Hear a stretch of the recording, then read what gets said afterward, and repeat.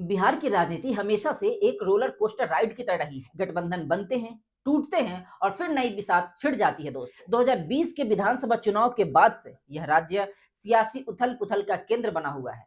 बिहार के सीएम नीतीश कुमार की कई बार पाला बदलने वाली राजनीति, तेजस्वी यादव का उभरता चेहरा, भाजपा की मजबूत संगठन क्षमता और अब नए खिलाड़ी प्रशांत किशोर, पूरा बिहार की जो राजनीति है उसमें उथल-पुथल हो गया है।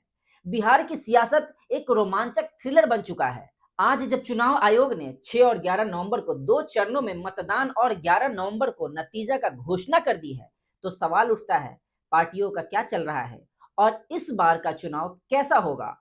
बिहार की राजनीति की समझने के लिए सबसे पहले वर्तमान गठबंधनों पर नजर डालनी होगी। राज्य में मुख्य रूप से दो बड़े खेमे हैं, राष्ट्रीय जनता दल गठबंधन और महागठबंधन एनडीए की कमान नीतीश कुमार की जनता दल यूनाइटेड और भाजपा के हाथ में है। जबकि महागठबंधन में राष्ट्रीय जनता दल यानी आरजेडी, कांग्रेस, वामपंथी दल शामिल है दोस्तों। लेकिन इन सब के बाद यह इतना सरल नहीं है। 2022 में नीतीश कुमार ने भाजपा से नाता तोड़कर महागठबंधन में शामिल हो गए थे। लेकिन 2024 के लोकसभा चुनाव से ठीक पहले दोस्तों आप सबको याद होगा कि एनडीए में लौट आए नीतीश कुमार। यह पलटी मार बिहार की सियासत एक हास्य व्यंग बन चुका है दोस्तों। सीएम नीतीश कुमार जो अब 75 वर्ष के हो चुके हैं, अपनी 20वीं सियासी पारी खेल रहे हैं। उनकी जेडीयू पार्टी का फोकस कुशवाहा, यादव और अन्य पिछड़ा वर्ग यानी ओबीसी पर है। हाल ही में नीतीश कुमार ने स्वास्थ्य संबंधी अफवाहों के बीच सक्रियता दिखाई है दोस्तों। उन्होंने बिहार में कौशल विकास और पलायन रोकने वाली योजनाओं को यह ऐलान किया, जैसे बिहार स्टूडेंट क्रेडिट कार्ड का और ज्यादा विस्तार करने की बात कही उन्होंने। लेकिन आंतरिक कलह साफ दिख रही है। चिराग पासवान की लोक जनशक्ति पार्टी यानी रामविलास ने 2020 की तरह फिर से मोदी का लहर का दावा किया है। लेकिन हाल ही में छपरा में उनके 139 पदाधिकारियों के इस्तीफे ने उन्हें झटका दिया है। भाजपा जो एनडीए की रीढ़ है, स्वर्ण और अति पिछड़ा वर्ग यानी ईबीसी को साधने में लगी है। अमित शाह ने हाल ही में जनसंख्या आंकड़ों को लेकर घुसपैठ का मुद्दा उठाया, जो मुस्लिम विरोधी ध्रुवीकरण की कोशिश लगती है दोस्तों। भाजपा की रणनीति साफ है, बिल्कुल साफ है, पानी की तरह। केंद्र की योजनाएं जैसे पीएम आवास और उज्ज्वला योजना जो मोदी जी ने दिया है, उसको चुनावी हथियार बनाया जाए। लेकिन सर्वे बताता है कि एनडीए को 2020 की तुलना में इस बार कुछ ज्यादा ही फायदा हो सकता है इन मुद्दों से, इन चीजों से जो पीएम आवास योजना के तहत लोगों को मिला है। तो वहीं तेजस्वी यादव ने 2020 में 10 लाख नौकरियों को वादा कर आरजेडी को सबसे बड़ी पार्टी बनाया था। अब वे युवाओं और महिलाओं को लक्ष्य बना रहे हैं। हाल में तेजस्वी ने स्वर्ण वोटों पर नजर डाली है, खासकर भूमिहार समुदाय पर। एक रैली में उन्होंने कहा, जाति नहीं दोस्तों, आप विकास देखो, विकास। आरजेडी का एमओआई समीकरण यानी मुस्लिम यादव समीकरण मजबूत है। आप सबको पता है कि वो हमेशा आरजेडी के साथ ही रहेगा बिहार के अंदर। लेकिन अब वे बनिया और अन्य स्वर्णों को लुभा रहे हैं। कांग्रेस और वाम दलों के सीट के साथ उनका बंटवारा सहमति से हो चुका है, लेकिन आंतरिक असंतोष अभी भी है। तेज प्रताप यादव की जनशक्ति जनता दल यानी जेजेडी ने महागठबंधन से अलग होकर स्वतंत्र लड़ने का ऐलान किया है, जो पारिवारिक कलह का संकेत देता है दोस्तों। तेज प्रताप यादव ने गया में एक रैली की, जहां उन्होंने बहुरूपिया नेताओं पर निशाना साधा। उन्होंने कहा कि यह आरजेडी के लिए चुनौती है, क्योंकि मुस्लिम वोट बढ़ सकते हैं दोस्तों इस बार बिहार में। अब बात नए खिलाड़ी प्रशांत किशोर की। प्रशांत किशोर यानी पीके की जन स्वराज पार्टी बिहार की सियासत में तूफान ला रही है। 2024 में गठित यह पार्टी सभी 243 सीटों पर चुनाव लड़ेगी, जिसमें 40 पर महिलाओं को टिकट दिया जाएगा। पीके ने 3 साल की पैदल यात्रा से ग्रामीण मुद्दों, पलायन, बेरोजगारी, शिक्षा को एक अहम मुद्दा बनाकर उठाया है बिहार के अंदर। वे जाति वंशवाद के खिलाफ है और केजरीवाल मॉडल का नकल कर रहे हैं दोस्तों, केजरीवाल मॉडल का।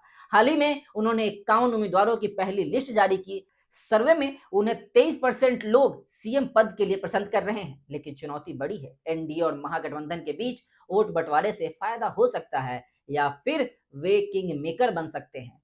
कुल मिलाकर बिहार की सियासत में 40 से ज्यादा दल सक्रिय हैं अभी, लेकिन मुख्य मुकाबला 3 खेमों के बीच है दोस्तों। बिहार चुनाव हमेशा मुद्दों से ज्यादा जाति और गठबंधनों पर लड़े जाते हैं, लेकिन 2025 में बदलाव दिख रहा है। मुख्य मुद्दे जो है वो मैं आपको गिना देता हूं। पहला है दोस्तों रोजगार और पलायन। बिहार से 2 करोड़ से ज्यादा लोगों ने दूसरे राज्यों में पलायन कर चुके हैं, जबकि वहीं तेजस्वी यादव ने नौकरी देंगे का वादा फिर से दोहराया।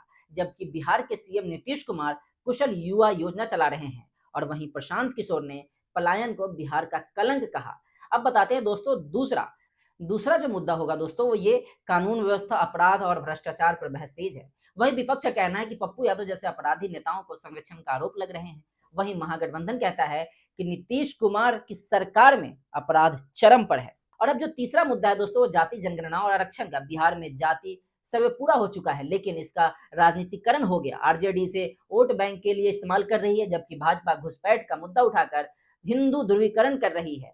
वहीं दोस्तों अब चौथा जो मुद्दा होगा जिसपे चुनाव हो सकते हैं, इस बार का जो अहम मुद्दा होगा महिला शक्तिकरण। 50% महिलाओं को टिकट देने का ट्रेड है। छठ पूजा के समय चुनाव होने से प्रवासी बिहार घर लौटेंगे जो मतदान प्रतिशत को बढ़ाएंगे। जो पांचवा मुद्दा है दोस्तों वो है केंद्र राज्य के संबंध। केंद्र की योजनाओं का श्रेय लेने की होड़ लगी है लेकिन बिहार को विशेष राज्य का दर्जा न मिलना बड़ा मुद्दा बन सकता है इस बार। ये मुद्दा बताते हैं कि बिहार की जनता अब सिर्फ जाति पर नहीं बल्कि विकास पर वोट देगी।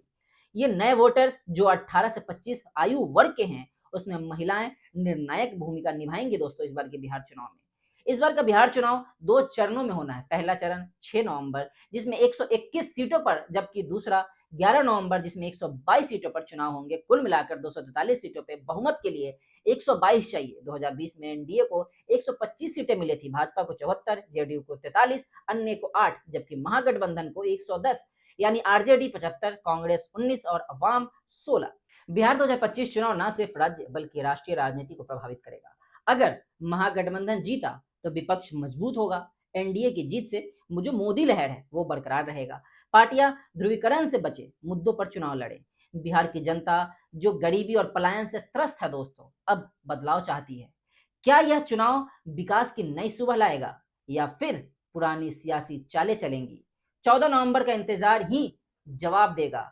अभी के लिए बस इतना ही। जल्द मिलेंगे अगले वीडियो में, तब तक के लिए आप सभी का शुक्रिया दोस्तों।